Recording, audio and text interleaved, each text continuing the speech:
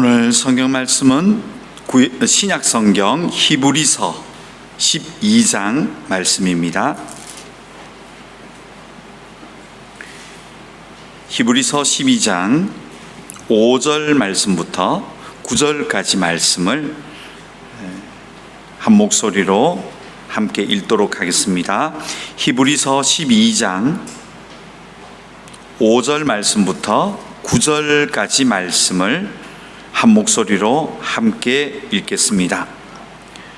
또 아들들에게 권하는 것 같이 너희에게 권면하신 말씀도 잊었도다. 일러스되 내 아들아 주의 징계하심을 경히 여기지 말며 그에게 꾸지람을 받을 때에 낙심하지 말라. 주께서 그 사랑하시는 자를 징계하시고 그가 받아들이시는 아들마다 채찍질 하심이라 하였으니 너희가 참음은 징계를 받기 위함이라. 하나님이 아들과 같이 너희를 대우하시나니 어찌 아버지가 징계하지 않는 아들이 있으리요. 징계는 다 받는 것이거늘 너희에게 없으면 사생자요 친아들이 아니니라. 또 우리 육신의 아버지가 우리를 징계하여도 공경하였거든 하물며 모든 영의 아버지께 더욱 복종하며 살려하지 않겠느냐. 아멘. 기도드리겠습니다. 하나님, 오늘 귀한 말씀을 보게 되었습니다. 성령 하나님 말씀 가운데 우리가 잘 깨닫고 또 보게 하시고 우리의 삶에 적용할 수 있는 그러한 시간 되게 하여 주시옵소서. 예수님의 이름으로 기도드렸습니다. 아멘. 오늘은 하나님의 속성 계속 말씀드리고 있는데요, 5번째 시간입니다. 오늘의 그 하나님의 주제는 아버지 하나님입니다. 아버지. 우리가 이 아버지라는 개념, 예수를 믿건 안 믿건 아버지라는 개념은 다 알고 있는 개념이고요. 어떻게 보면 절대적인 개념이고 또 인간의 기본 도리고 또 삶이고 또 아버지를 통하여 또 자녀가 교육되어지고 또 세대가 연결되어지는 그런 개념이 아버지입니다. 전 이렇게 배웠습니다. 인간의 언어 중에, 인간의 삶 가운데 아버지라는 개념이 가장 절대적이고 고상하기도 하고 또 우리가 쉽게 하나님을 이해하는데 좋은 개념이 아버지다, 이렇게 배웠습니다. 그래서 이 절대적인 아버지의 개념으로 우리가 하나님도 우리에게, 인간에게 하나님을 소개해 주실 때, 우리에게 계시하실 때 하나님을 보여주시는 것을 계시라고 하거든요. 이 계시하실 때 아버지라는 개념을 우리를 통하여 설명해 주시면서 하나님이 아버지라는 표현을 사용하신다. 그러면 이제 이렇게 얘기하면 되는 거죠. 자, 그러면 아버지는 어떤 분입니까? 아버지는 첫째, 사랑하는 분입니다. 안 적으셔도 됩니다. 이거 예를 드는 겁니다. 둘째, 그럼 우리는 어떻게 됩니까? 아버지를 공경 이렇게 하면서 아버지 얘기만 하다가 보통 끝나요.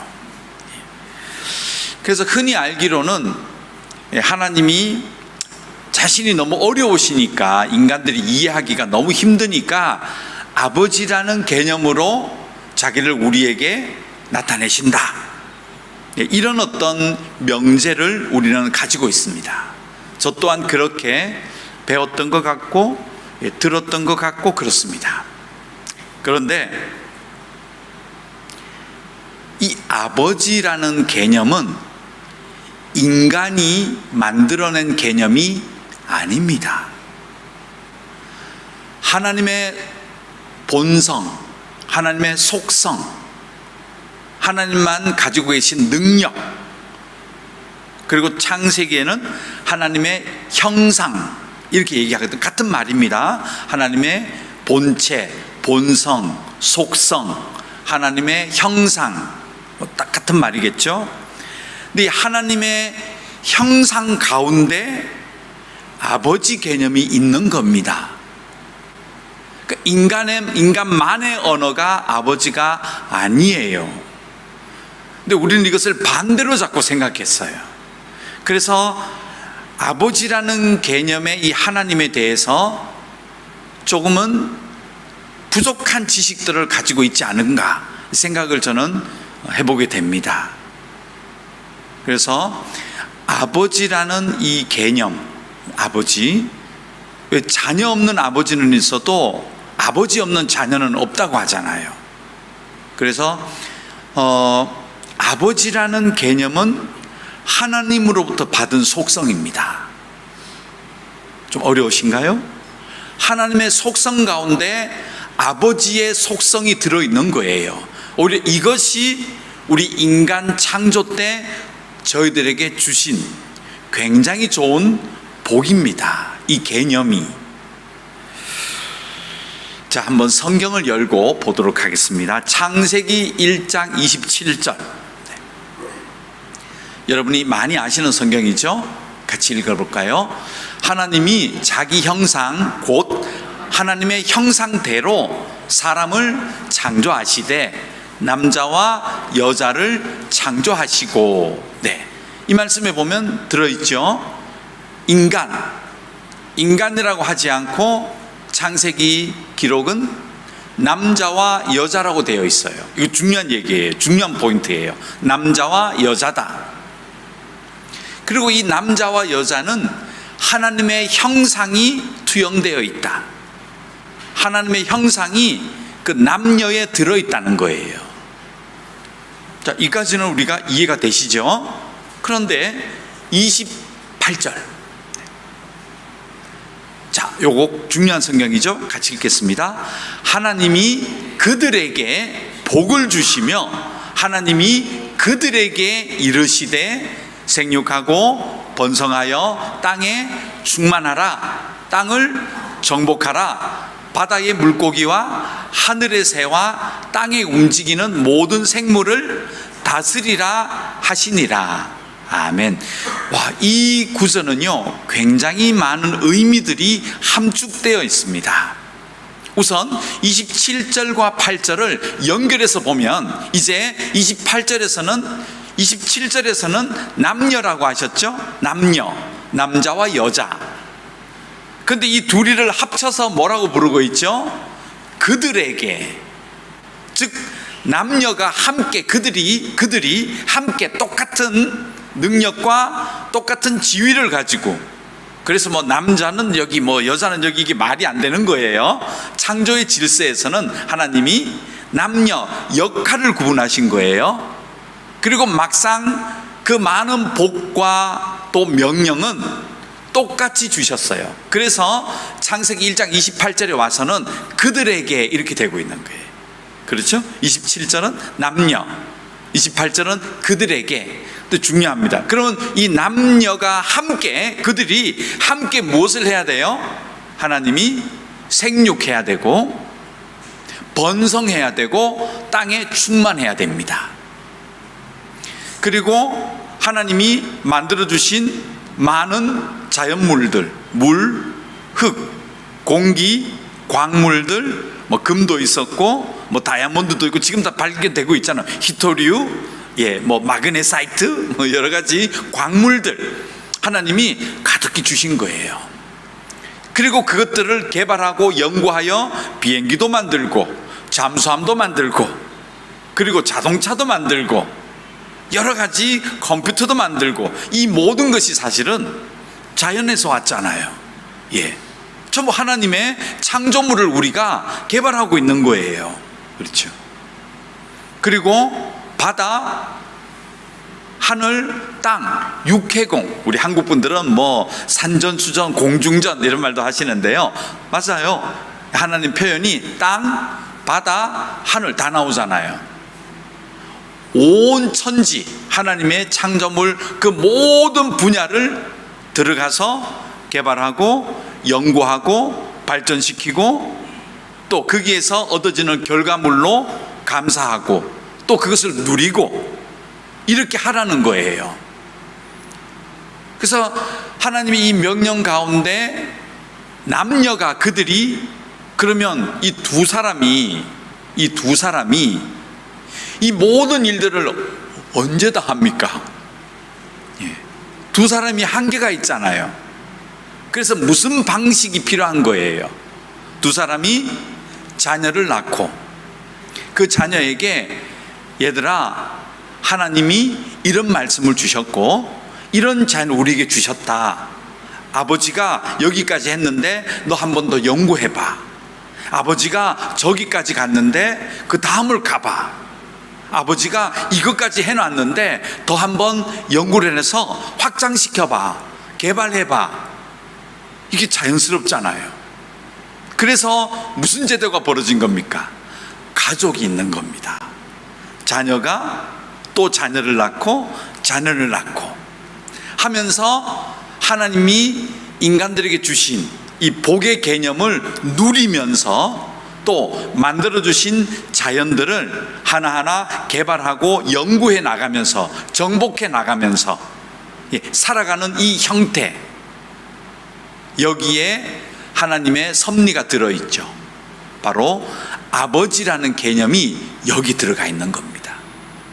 그러니까 처음부터 이 아버지의 개념은 그 남녀가 이제 일을 하면서 자녀가 생기고 난 아버지 너는 아들이야, 그렇게 되었다고 생각하는데 아니란 말이에요.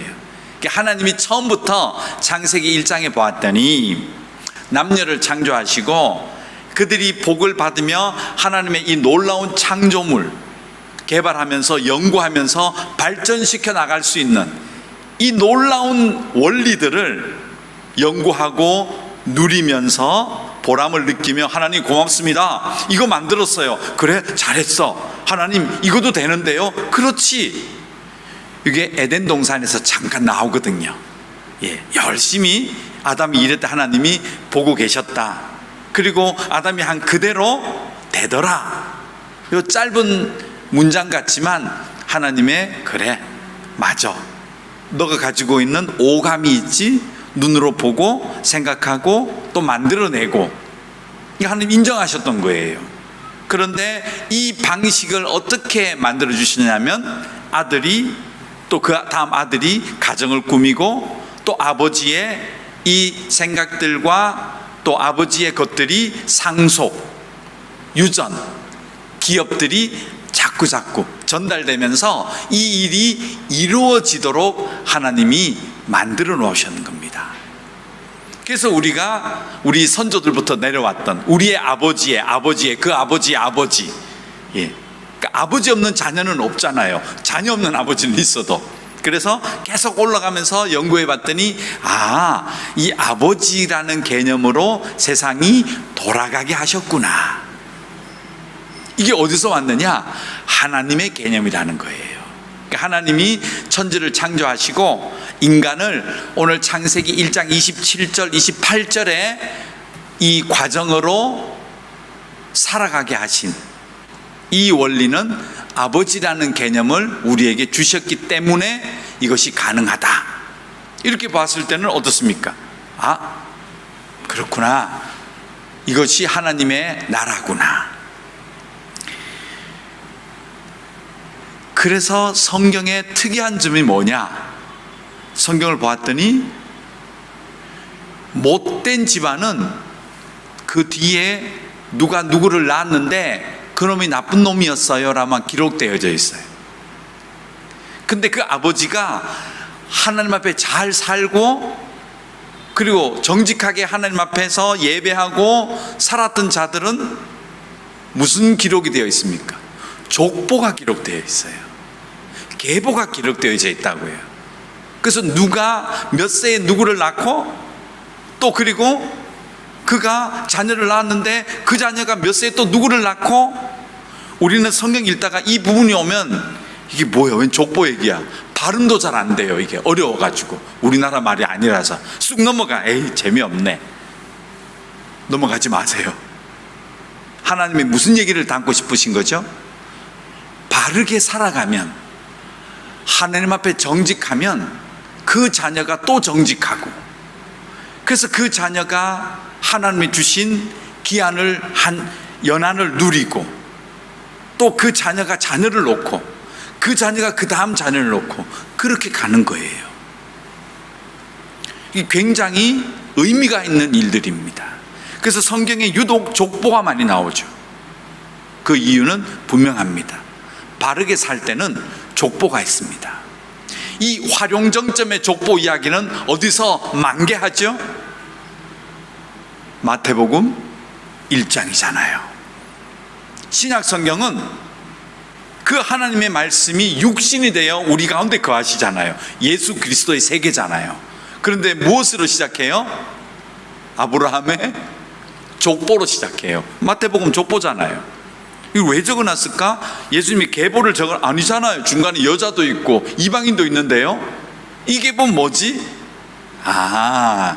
하나님 나라는 아버지의 족보거나 아버지의 개념이 하나님 나라구나, 그것이 정확하게 이루어지고 있다는 것을 예수님을 통하여 우리에게 보여주시기 위하여 마태복음 1장에 족보를 기록해 놓은 겁니다. 좀 어려워지시나요? 예, 약간 처음 듣는 개념도 있어서 이 개념이 쉽지 않습니다. 그래서 제가 일부 예배 때도 그랬는데요, 이거 오늘 안 끝나요. 예, 다음 주부터는 성경 하나하나 보면서 이 계보, 아버지를 통한 이 계보가 어떻게 인간의 역사 속에 흘러가면서 하나님 나라가 이루어지는지를 좀 심도 깊게 보려고 합니다. 좀 어려우실 수도 있으세요. 그러나 성경을 풀 수 있는 굉장한 키워드입니다. 여러분 벌써 오늘 족보가 왜 있는지 대충 아시겠죠? 예, 당장 창세기 5장 보세요. 누구의 족보예요? 예, 노아의 족보예요. 노아는 당대의 의인이라. 노아의 할아버지가 누구예요? 무드셀라잖아요. 무드셀라는 누가 나요? 죽음을 보지 않고 하늘로 올라간 에녹이잖아요. 예, 다 아시는 내용이죠? 정확하게 아들이 누구고 몇 살에 놓았고 몇 살까지 살았다. 예, 이게 창세기 5장 족보 이야기잖아요. 근데 누구부터 연결돼요? 아담과 하와와 누가? 아벨은 죽어버렸고 가인은 도망갔고, 그래서 누구를 놔요? 셋을 놓잖아요. 그 셋에 영어로 두고 셋 있죠. 세팅한다, 세트 있죠. 정렬한다예요. 그러니까 하나님이 다시금 하나님의 계보로 정리하겠다, 이름이 셋이에요. 네. 그래서 셋을 낳잖아요. 이 셋의 계보에서 누가 나와요? 노아가 나오잖아요. 예. 다 아시는 얘기인데 정리해드렸습니다. 창세기 5장이 풀어진 거예요. 그래서 4장의 이 엉터리 족보, 가인의 족보 반대로 바른 족보, 아버지가 그 다음 자식을 정확하게 낳고 교육하고 하나님의 이 섬기는 것을 물려준 이 이야기가 라멕 노아에서 딱 끝난다고요. 예. 이게 창세기 5장 족보 이야기입니다. 자, 조금 어려우시다면 자, 요거를 좀 더 이제 좀 깊게 한번 얘기를 해보겠습니다. 자, 그렇다면 인간의 타락이라는 것은 하나님으로부터 시작되는 이 족보 이야기가 끝난 거예요. 왜? 하나님의 족보가 아니고 사람들이 족보를 끊어버렸죠. 하나님을 반대하잖아요. 불순종하잖아요. 그래서 하나님 뜻대로 안 살아요. 자기 마음대로 살아요. 성경이 많이 나와요. 예. 그래서 예수님이 이 족보를 뭐라고 하느냐면 요한복음 8장 44절에 하나님이 이렇게 정리해요. 이 족보를 읽어볼까요? 너희는 너희 아비 마귀에게서 났으니 너희 아비의 욕심대로 너희도 행하고자 하느니라.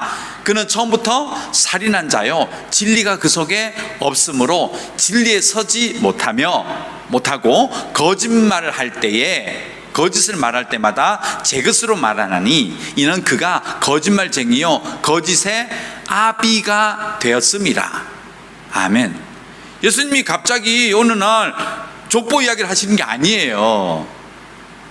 이 하나님의 창조가 이미 아버지라는 개념으로 세상을 살게 했거든요. 하나님 나라가. 그런데 이게 문제가 벌어졌다는 거예요. 하나님이 하나님부터 시작되는 이 아버지의 계보가 내려가야 되는데 갑자기 어디서 끝난 거예요? 이 사람들이 족보를 파갔어요. 한국 분들은 이거 이해하잖아요. 이거 족보를 파야 돼. 예. 근데 진짜 족보를 파가지고 어디다 집어넣었다는 거예요? 마귀의 족보에 집어넣었다? 내 아버지는 마귀다. 이게 죄예요, 죄. 이게 사망이라고요. 이게 사망. 예. 그래서 예수님이 이것을 다시금 회복시켜서 하나님 아버지의 자녀로 다시금 되돌려 놓는 이야기, 이게 구원입니다. 그래서 유독 요한복음에는 예수님이 하나님을 계속 아버지라고 호칭하고, 내 아버지 집에 거할 곳이 많다, 내 아버지께서 나를 사랑하시고 아버지와 나는 하나다, 나를 본 자는 아버지를 봤다. 계속 유독 예수님이 아버지 얘기를 많이 꺼내시고, 그리고 너희도 내 안에 있으면 같은 아버지가 한 아버지다, 이 개념을 요한복음에 많이 집어넣어 주세요. 이걸 보면서 구원은 하나님과 우리의 아버지라는 개념으로 되돌려 놓고 싶으시구나, 그리고 그 일이 구원이구나. 조금 이해가 되시죠? 그래서 이 아버지와 자녀의 개념은요, 하나님으로부터 온 겁니다. 인간이 만든 게, 인간의 언어로 하나님을 이해하는 게 아니에요. 하나님의 이 아버지와 자녀의 이런 개념이 우리에게 형상으로 주어진 겁니다. 그런데 문제는 마귀의 아버지로 호적을 파간 거예요. 그 문제가 벌어지죠. 왜? 아버지와 아들 관계는 뭐죠? 저거 되게 나를 닮았네, 뭐 식성도 닮았네, 뭐 하다못해 발가락이 닮았네, 이런 이야기도 있었잖아요. 그치? 그리고 어떤 유전적으로 닮고, 또 아버지께 다 누가 상속해요? 아들이 상속하잖아요. 유산으로 주고, 또 아버지의 모든 그 어떤 생각이나 업적들을, 아버지의 소원들을 자녀가 기업으로 받잖아요. 이런 개념이 사실은 하나님의 개념이다. 그래서 우리가 인간이 창조될 때도 그 아버지의 형상으로 우리 자녀를 세상에 보내주셨다. 그리고 이제 이 자녀가 또 그 자녀를 놓으면서 이 세상을 살게 하셨다. 다시금 되돌려 놓는 것이 구원이다. 이렇게 정리를 먼저 하십시오. 그 다음 제가 오늘하고 다음 주는 좀 더 깊어질 거예요. 그 다음 이제 오늘 요 기본을 가지시고 성경을 한번 들어가서요, 그럼 이것이 구약부터 계시록까지 어떻게 이루어지고 있는지를 한번 보여드리겠습니다. 자, 구약을 먼저 보죠. 출애굽기 4장 22절 23절. 네, 찾으셨나요? 한번 찾으시는 게 좋긴 하지만요, 뭐 편리를 위해서 앞에 보시면 되겠습니다. 자, 같이 읽겠습니다. 너는 바로에게 이르기를, 여호와의 말씀에 이스라엘은 내 아들 내 장자라. 내가 내게 이르기를 내 아들을 보내주어 나를 섬기게 하라 하여도 내가 보내주기를 거절하니 내가 내 아들 내 장자를 죽이리라 하셨다 하라 하시니라. 아멘. 성경 처음에요, 드디어 이제 모세를 통하여 하나님이 이 개념, 하나님이 인간에게 주셨던, 형상으로 주셨던 아버지와 아들의 개념을 하나님이 먼저 말을 딱 꺼내세요. 이 구절이 처음이에요. 그러면서 애굽에 종살이 하고 있는 애굽의 문화와 풍습과 애굽의 모든 그런 가치관을 받아들이고 너무 행복하게 가짜지만 잘 살고 있는, 호적을 파서 애굽으로 들어가 버린. 그래서 이게 상징적이에요. 이스라엘 사람들이 가나안 땅을 떠나서 애굽에 들어가 버리잖아요. 그리고 애굽은 어떻게 해요? 이 사람들을 자기 국민으로 받아버리잖아요. 이게 상징적이에요. 그래서 거기에 이제 동화되어서 애굽 백성이 되어 있는 그 이스라엘 사람들을 건져내는 게 출애굽이잖아요. 이 이야기는 무슨 의미가 있느냐? 남의 집에 남의 아버지의 피 한 방울 섞이지 않은 그 아버지에 가서 그들의 자녀처럼 살고 있는 이스라엘 백성을 다시 끄집어내어서 내 자식들입니다, 하나님이 끄집어내고 계신, 구원하고 계신 이 이야기가 출애굽 이야기입니다. 그러므로 당연히 이 바로에게 가서 내 자식들입니다 라고 하고 계시다는 거죠. 그리고 내 자식 정도가 아니고 내 장자입니다. 근데 이걸 오해하지 마세요. 그러면 차자나 딸은 뭐야?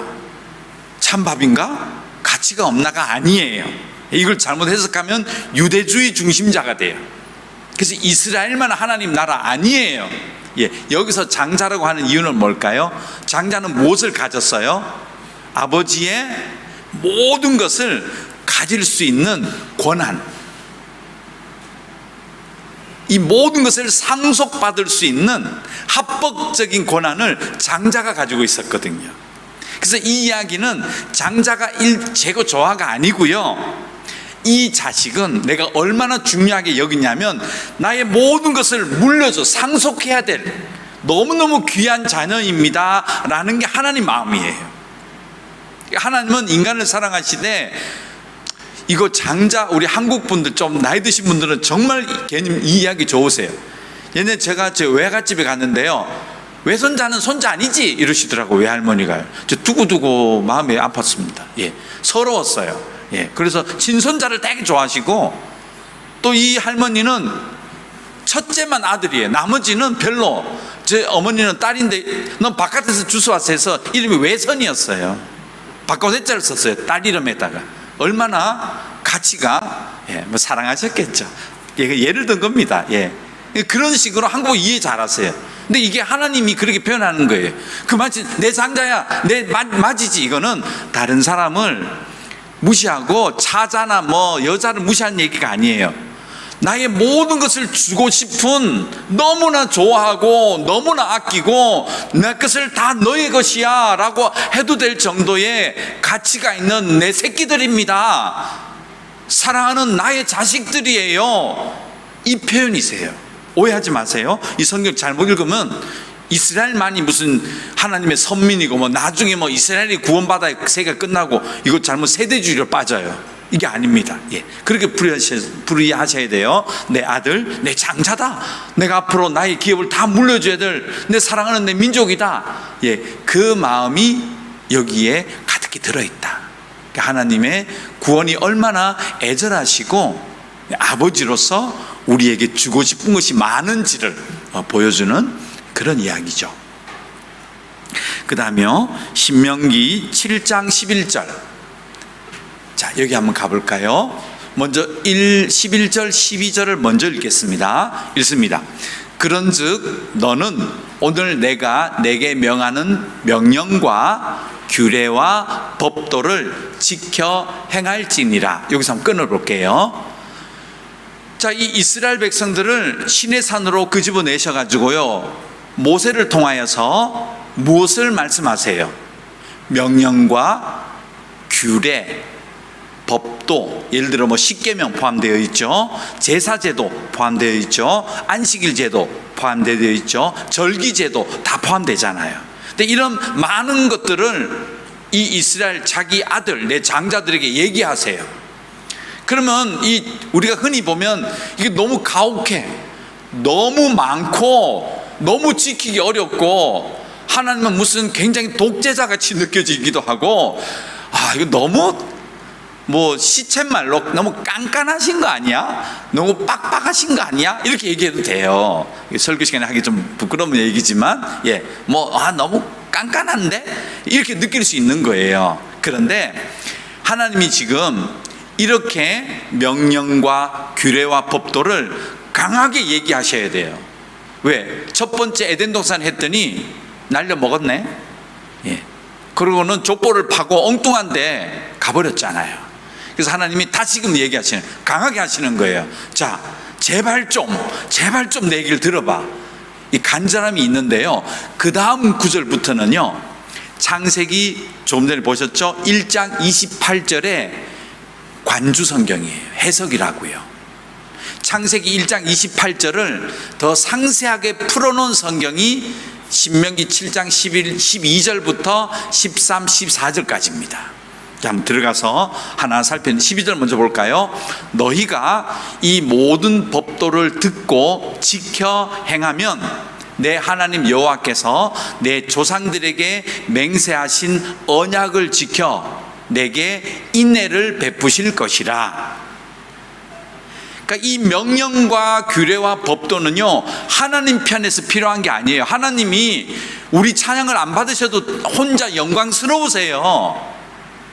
그런데 우리에게 이런 명령과 법도와 규례, 우리가 왜 이 피곤한데 주일날 좀 쉬고 싶은데 예배를 드리나? 하나님 진짜 이건 예배를 받으셔야 되나? 진짜 아이고 너무하시네?가 아니고 반대를 하는 거죠. 우리가 이걸 지키면 오히려 무슨 일이 벌어지냐 보십시오. 인내, 하나님의 은혜, 헤세드, 하나님의 자비하심을 우리에게 전달해 줄 수 있는 방법이라는 거죠. 그래서 창세기 1장 28절에 그 많은 명령들, 육해공이 나오고 땅을 정복하고 생육하고 번성하고 충만하라는 그 얘기 전에 뭐가 있어요? 여호와께서 그들에게 복을 주시고 그들에게 이르시되, 복 받는 방법이에요 이게.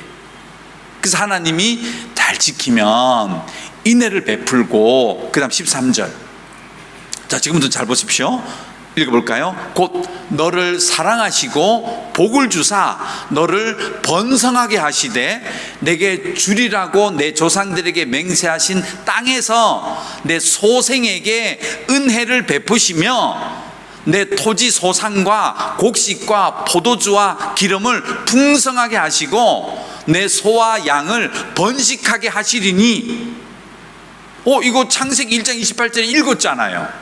생육하고 번성해지고 충만해지고 풍부해지고 풍성해지고 만족하게 해지고, 이게 원어 뜻이거든요. 근데 하나님이 신명기 말씀에 또 얘기하시는 거예요. 이집트에서 불러낸 내 아들들, 내 장자들, 너무 귀한 내 새끼들, 내가 말 잘 들어봐. 아버지가 주고 싶은 게 있는데 뭐냐 하면 얘기하시는 거예요. 뭐가 있죠?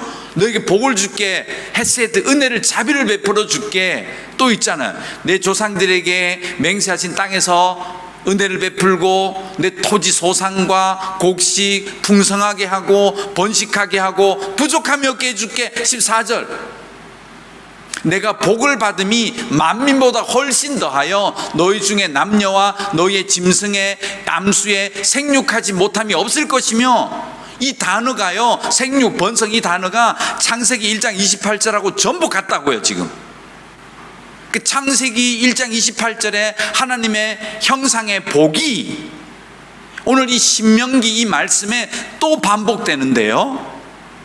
이게 놀라운 말씀이 13절 올라가 주세요. 다시 봤는데 여기 중간에 보세요. 이 모든 복들을 생육, 번성, 충만하게 하는, 땅을 정복하게 해주는 하나님의 이 복이 어떻게 내려가게 해줄게 얘기하시죠? 내 소생에게 은혜를 베풀어 줄게. 그리고 너는 누구에게서 들었고? 너의 조상들에게. 조상이 누구예요? 아버지잖아요.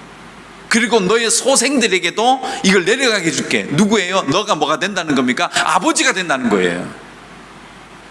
그러니까 하나님의 이 복의 개념이 아버지가 자녀에게, 그 자녀가 아버지가 되고, 그리고 그 자녀가 또 아버지가 되고, 그렇게 해서 하나님의 이 마음, 하나님의 은혜, 하나님의 은혜가 사람에게 탁탁탁탁 내려가게 해주시는 거예요.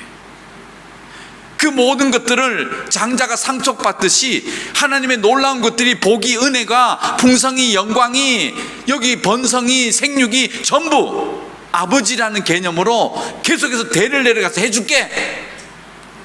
그래서 내 말을 들으면 천대까지 복을 받는다. 갑자기 너 족부에 천대 그게 아니라고. 이게 하나님의 형상 때문에 이 단어를 쓰고 있는 거예요. 천대까지, 만대까지 복을 받는다. 이 성경을 보십시오. 그래서 신명기 7장 12절, 13, 14절은 창세기 1장 28절을 관주해 놓은 거예요. 해석하셨는데요, 더 풍성하게 잘 해석해 놓으셨어요. 이게 하나님의 마음인데요, 계속 성경에는 반복되는 것밖에 없어요.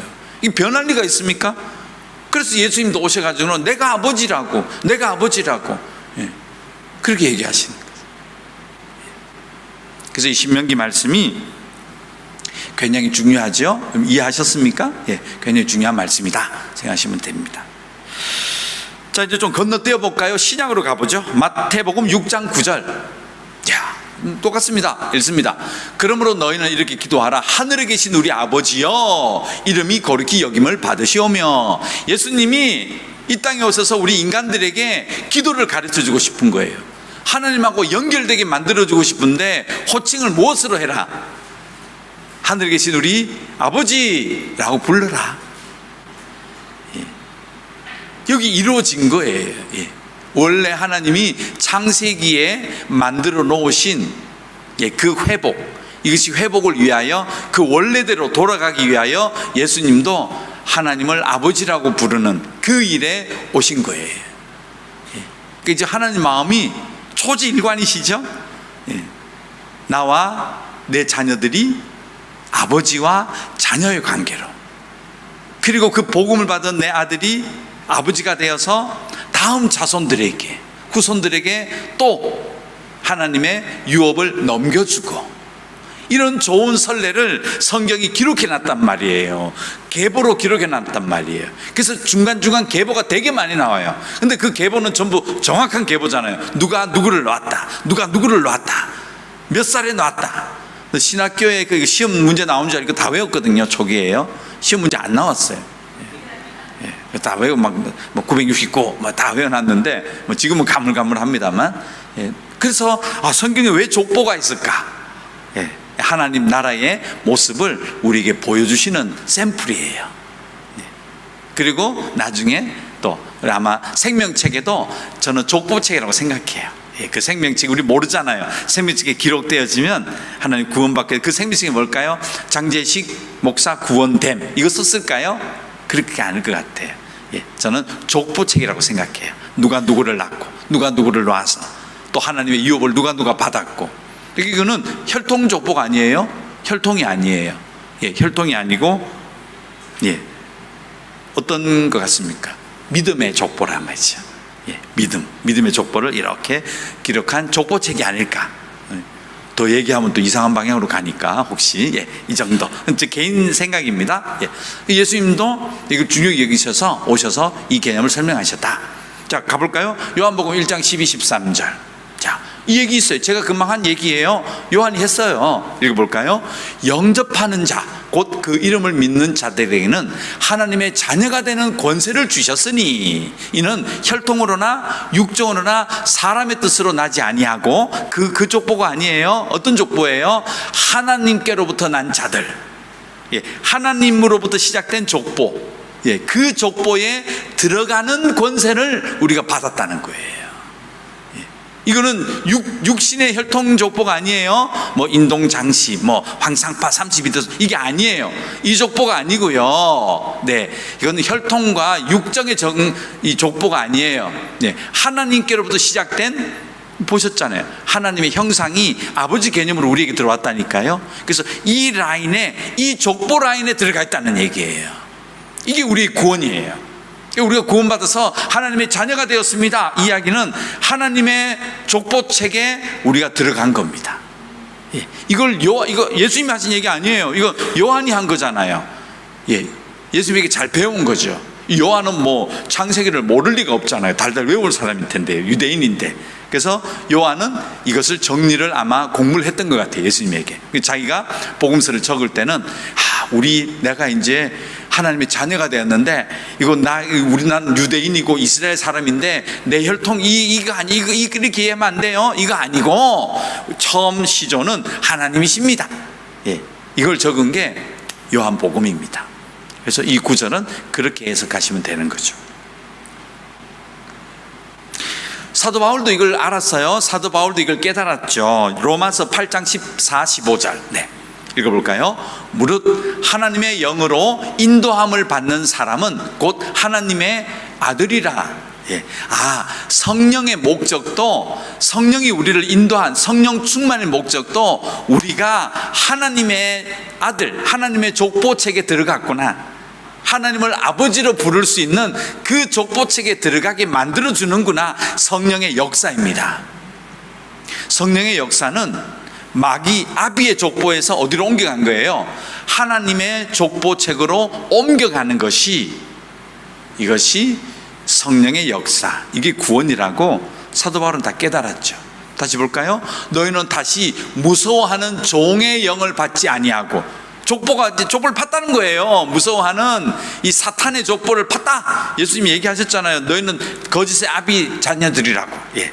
족보를 옮겨왔다, 파왔다. 그리고 이제 양자 입적됐다. 이제 다시금 족보, 다른 족보책으로 들어갔다. 우리가 아버지라고 부를 수 있는 족보책으로 들어갔다. 이렇게 로마서에서 딱 정리하고 계시죠. 잘 정리하셨죠? 예. 오늘 히브리서도 볼까요? 오늘 본문입니다. 예.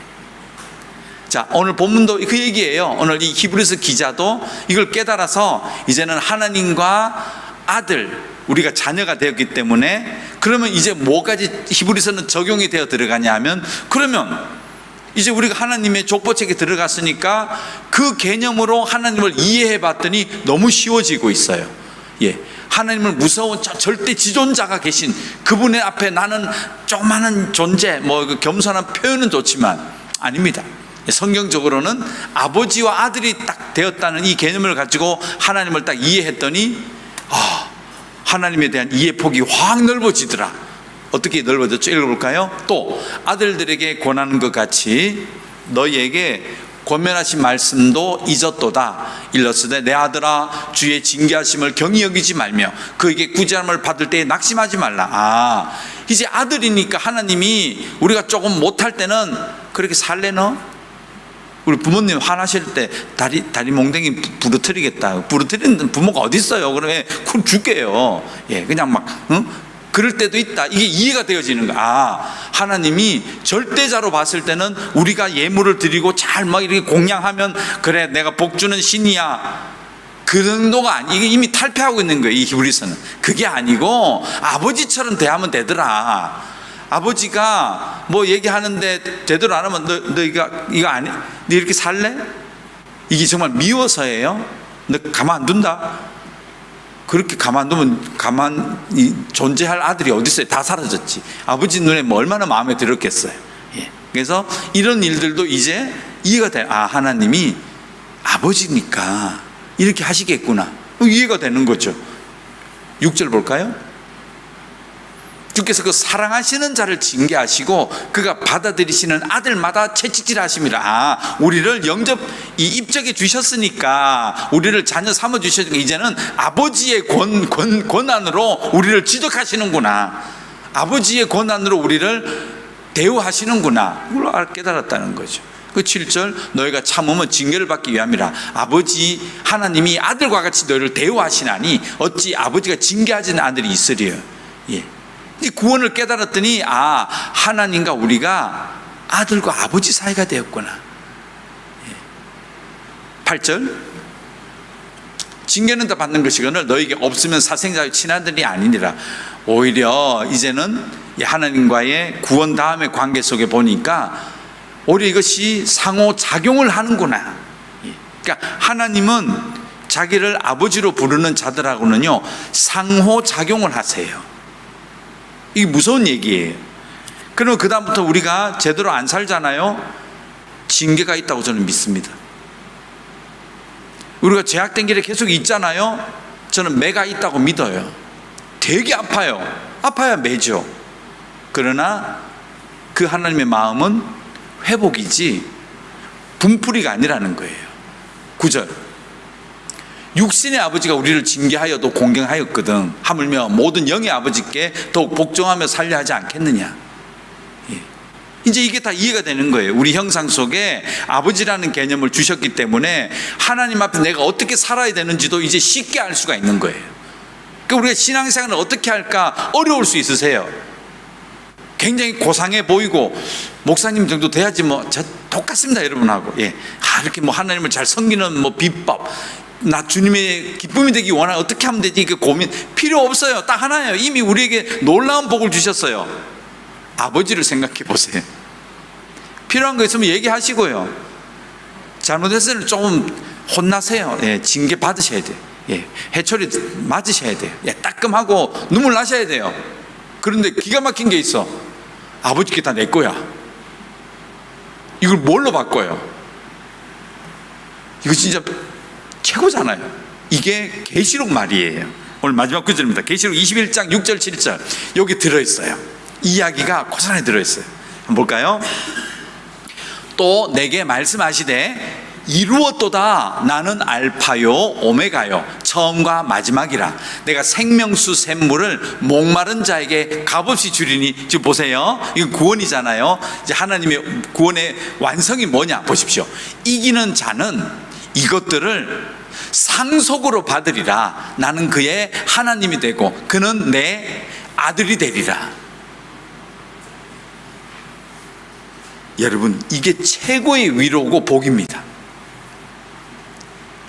아버지 이거 왜 안 줘요? 아버지 이것도 없는데 나는. 그래서 막상 안 주니까 우리 세상 살면서 조금 불만도 있고, 어떻게 이럴 수가 있어요? 나는 왜 아파요? 나는 왜 돈이 없어요? 우리 자식은 남의 자식처럼 좀 잘 돼야 되는데 뭐 잘 안 돼요. 나는 왜 이래요? 성격이 안 좋아서 뭐 어때요? 뭐 경제 상황이 어때요? 우리 불평할 수 있잖아요. 아세요? 하나님 하십시오. 아버지니까 해야죠. 따지기도 하시고. 그게 기도예요. 근데 하나님은 요한계시록 마지막에 이 구원의 완성은 무엇을 위함이다? 나의 모든 것을 내 자녀에게 상속으로 주기 위하여서. 그 상속이 여러분과 저 앞에 준비되어 있는 겁니다. 이거보다 더 큰 복이 있을까요? 무엇을 원하십니까? 그 위대한 하나님의 것들이 나의 것이 되는데요. 왜 하나님이 상속, 자녀 이 개념을 가지셨을까요? 자기의 형상 전부 우리에게 주고 싶어 하시는 거예요. 그래서 아마 하나님 나라 가면 이제는 불순물이 없는 그 세상에서 원래 우리에게 주고자 했던 개발하고 연구하고 애써서 열매를 맺고 또 수고하여 보람을 느끼고 또 자녀를 양육하고 이런 어떤 이 체계가 저는 다시금 회복되리라고 믿습니다. 그런 아마 열심히 일하는, 먹고 살라고 하는 일이 아니고요, 복을 누리고자 하는 그 열심히 또 최선의 삶들이 가득하 있는 곳, 그리고 열심히 정직하게 했을 때 인정받는 곳, 진실하게 했을 때 칭찬받는 곳, 최선을 다했을 때 열매가 가득한 곳, 하나님의 나라라고 저는 믿습니다. 그리고 그 나라에서 하나님 우리에게 주실 것, 내가 상속을 주기 위해서, 이 구원은 나의 것을 주기 위한 상속이다. 그래서 하나님 우리에게 나는 아버지야. 이제 여러분 개념을 바꾸세요. 우리는 세상에 아버지라는 개념이 참 좋아서 하나님이 그 개념을 차용하셔서 나는 하나님 아버지야, 그 정도 아니에요. 여기에요. 원래 하나님이 아버지예요. 그 개념이 오히려 우리에게 던져주신 복이에요. 그러나 우리는 잘못 갔죠. 남의 집에 갔죠. 되돌려 놓으신 거예요. 그리고 우리에게 아버지 모든 것을 준비하시고 상속으로 준비하시는 그 아버지와의 관계 속에서 이 땅을 살아가시는 하나님의 자녀들이 되시기를 간절히 소망합니다. 기도하겠습니다. 하나님 감사합니다. 오늘은 아버지 하나님에 대하여서 공부하였습니다. 참 감사합니다. 이 복을 누리고 산다는 것 기억하고 우리가 이제는 지존하신 하나님뿐만 아니라 아버지 하나님을 고백하며 동행하며 살아가는 하나님의 자녀들이 되게 하여 주시옵소서. 예수님의 이름으로 기도드렸습니다. 아멘.